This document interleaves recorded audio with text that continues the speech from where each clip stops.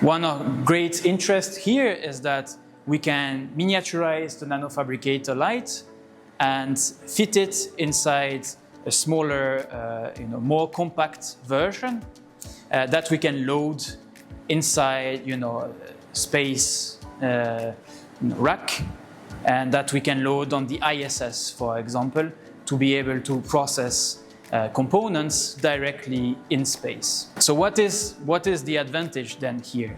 Is that, let's say you have a component that breaks in space, like a semiconductor component, or you have metal tracks that breaks as well. So what you do, like instead of sending back components in space, you will be able, with this version of Nanofabricator LITE that can go in space, to repair those components or process completely new components and directly onto the system, and then your system is back online essentially.